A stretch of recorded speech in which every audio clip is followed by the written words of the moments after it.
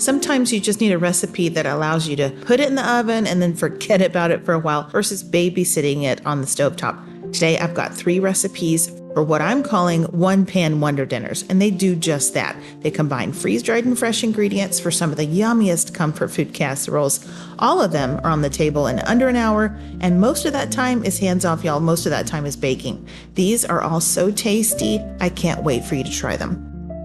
Well, hi there, everyone. My name is Kareth. I'm a wife, a mom, an author, and a cook. On this channel, I like to create recipes using freeze-dried food. Sometimes it's completely shelf-stable, like a meal or a mix in a jar. Other times, I combine freeze-dried with fresh, but all the time, it's delicious. I'm here to help people who have freeze-dried food on their shelves to know how to cook with it.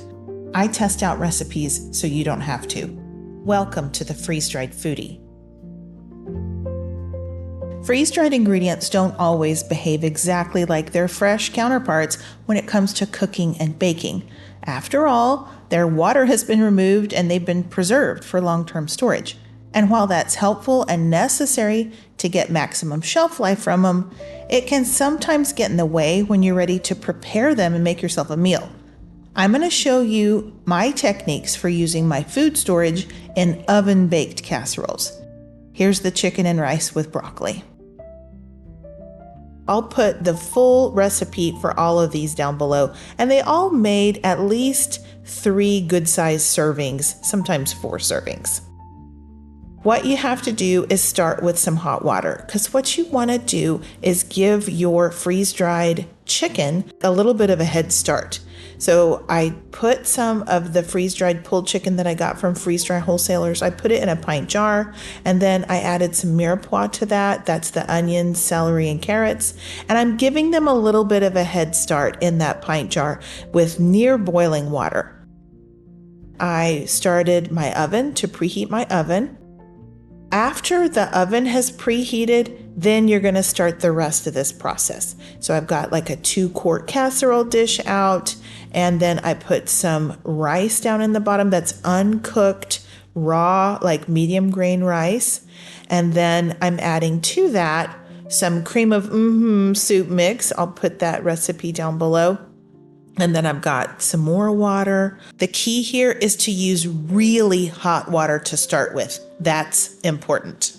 I've got some freeze-dried broccoli there. I know that it rehydrates really quickly, but you could use other vegetables too. Like you could use green beans. You could substitute a can of green beans. I mean, these ingredients, y'all, they're like interchangeable. If you don't like broccoli, don't put broccoli in there. Add in the chicken and veg and seasonings that have been rehydrating. Add a little bit of half and half or heavy cream or milk, something to make this sauce nice and creamy. And then just add as much grated cheese as you like. I've got, probably a cup or so, maybe 2/3 of a cup of cheese. Now you do need to cover this, and you'll bake it for about 40 minutes at 400 degrees. And if you've used really hot water to start with, then that's really all the time you need. After about 40 minutes, I went ahead and took it out of the oven, gave it a little stir, made sure nothing was sticking on the bottom. And at this point, that rice is really done. I'm going to add a topping to it. I've got some crushed corn flakes. You could use butter crackers or panko breadcrumbs or whatever you want to use as a topping. I'm adding a little bit of melted butter, and then it's going to go back in there and toast until it's good and golden bubbly, maybe 8 or 10 more minutes. Y'all, this casserole is so good. It reminds me so much of the broccoli, rice, and cheese casserole that my mom made when we were growing up, but she only made it on holidays, so it's kind of a special casserole to me. This is the kind of thing that's so easy to do that it's really, I can put it into my my regular rotation. So I serve this with just some veggies and ranch. You could do whatever kind of side you want, like a salad or whatever. It's such a great casserole. I think using freeze-dried vegetables here is just such a shortcut because I put in that mirepoix, it's got the onions and the celery and the carrots. I didn't have to chop anything. I put in that broccoli. I didn't have to chop broccoli.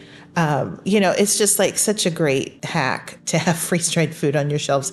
And y'all saw how much I'm using. Like I'm using, I don't know, 3/4 of a cup of this or half a cup of that. And the rest of it doesn't go bad. So I still am so in love with using freeze-dried food. It's so convenient for us. And it just cuts down on food waste so much. All right, so this is a great bite right here. It's cheesy, it's savory, it's kind of creamy. Love the freeze-dried chicken here and that broccoli. Y'all, it's so good. And the crunch from the topping, it's so yummy. So yeah, this is a great recipe to have in your arsenal. And you can switch out the proteins here. If you don't want to use chicken, then you can use like pulled pork or something like that. Or if you don't want to use freeze-dried chicken, you can just substitute in some leftover rotisserie chicken. Or if you had like leftover grilled chicken, that would work as well. All right, moving on. This next one is for a supreme pizza pasta bake. I saw this recipe on the internet and I thought, oh yeah, I totally want to make that with my freeze-dried ingredients. You can use any freeze-dried veggie that you think would go well in a supreme pizza. If you like supreme pizza flavors, you're gonna like this recipe. And I'm using shelf-stable turkey pepperoni, and then, like a jar of marinara. You can use freeze-dried mozzarella if you refresh it in advance. I did heat some water up to start with, and then I preheated my oven, but other than that, I didn't do any kind of prep. You might do like this. You might just put some water on to heat up and then start to gather your ingredients. And by the time you've gotten all of your ingredients out, your water's going to be nice and hot and ready. Now, I heated mine in a kettle, but you could just, put some in the microwave if that's what you want to do. So I'm putting up measurements here on the screen, and I will also write the recipe down below, but it's totally customizable. You can add or subtract seasonings, toppings, like whatever you want to do. I would suggest that you stick with that amount of water though, and that amount of pasta, so that you know that the proportions will be right for baking this up in the oven. That's about 2 cups of water total. And then I stirred this up, and y'all, I decided, you know what? I have some extra sausage in my fridge. I had leftover breakfast sausage, and so I just cut that up and put it in here. And I also found some olives, and I thought that would be so good in a supreme pizza pasta bake. That's a little bit of Parmesan, but this is all kind of optional. It's, it's up to you. Whatever flavors you want in your pizza pasta bake, that's what you would put in there. And you do need to cover it because that pasta needs to cook in the oven, right? So once again, I'm putting it in the oven, 400 degrees. I'm leaving it alone for 40 minutes covered. And then after about 40 minutes, I gave it a stir and I decided, okay, I'm going to add just a little bit of extra pepperoni to the top of this and a little bit more cheese just to, finish things off. So I put the rest of that cup of mozzarella that I had grated. It's just going to be so yummy. Put that back in the oven for like 8-10 more minutes. It's nice and bubbly. And there's our beautiful supreme pizza pasta bake. It's nice to be able to know how to use freeze-dried food in casseroles that need to go into the oven. So I hope this is helpful to you. Isn't that beautiful? I served it with a side salad, and then there's some bread, and yeah, so good. And I hope you can see all the little toppings kind of that would go on your pizza that are in that casserole. The mushrooms, the peppers, those olives were really good in there. I'm glad I added those olives at the last minute. The marinara sauce that's in there is so yummy. It was just half a jar of marinara. So half of a 24-ounce jar of marinara, that's 12 ounces, so like a cup and a half. And if you want to use the tomato sauce that I have a recipe for on my channel, if you want to use that instead, you can. You just have to combine that with some water and you can use that instead of a jar of marinara. A lot of these ingredients can be swapped. Fresh and freeze-dried are kind of interchangeable in a lot of my recipes. So if you have a question about any of it, leave me a comment below and I'll try and help you out there. But yeah, this is such a great recipe. The flavors are so good. I didn't have to hardly do anything. Just turn the oven on, get it in there, and let it do its thing. It was so good, y'all. All right, the last recipe is for a cheesy sausage and hash brown casserole. I'm going to be using some leftover link sausage that my husband had grilled, and I cut it into coins.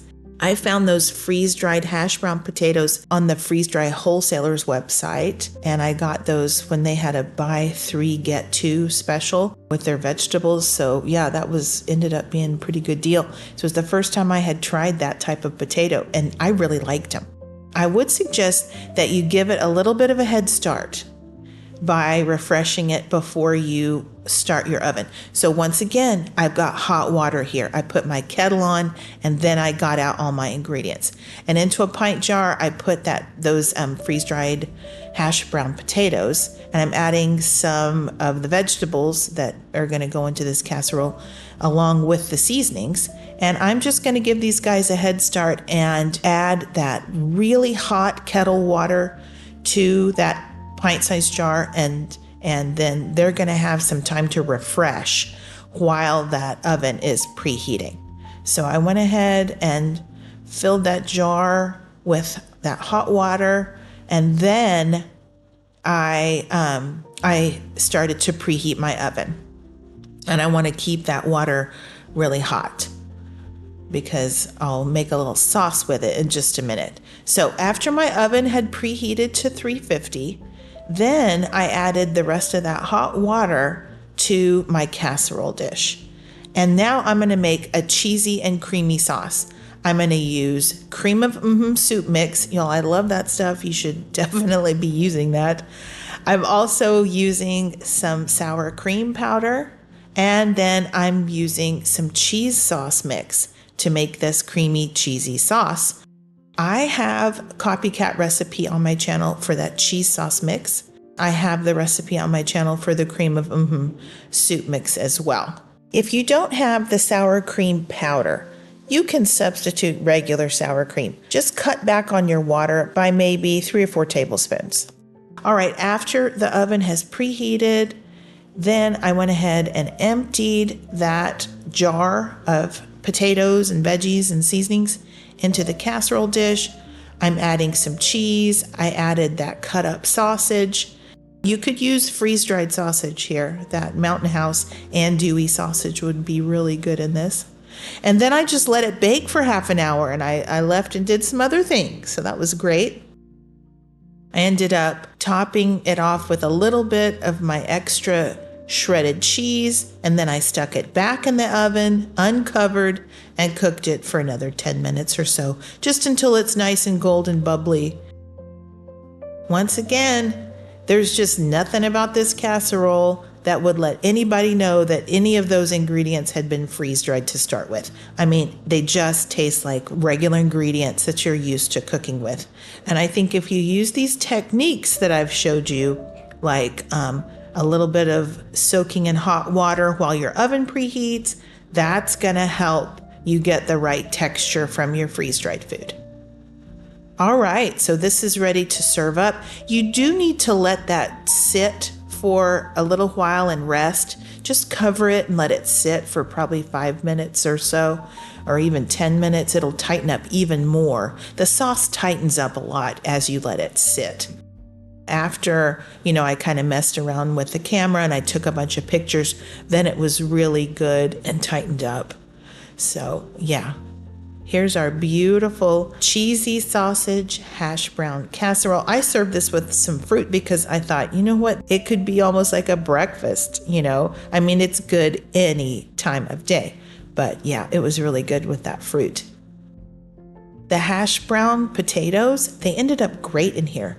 If you don't have those and you just have the potato dices, like Thrivalist always sold potato dices, I'm sure other brands do too, you could use those instead. But since it's a hash brown recipe that I had seen on the internet, I thought, yeah, I'm going to try and make it out of hash brown potatoes. So, but I'm sure it would be good with potato dices. But those vegetables are really good in here. There's a little bit of spice from the green chilies, not too much, but I really like those bell peppers. The onions are so good, and it just all goes really well with potatoes and sausage. And y'all, that cheese sauce is so yummy.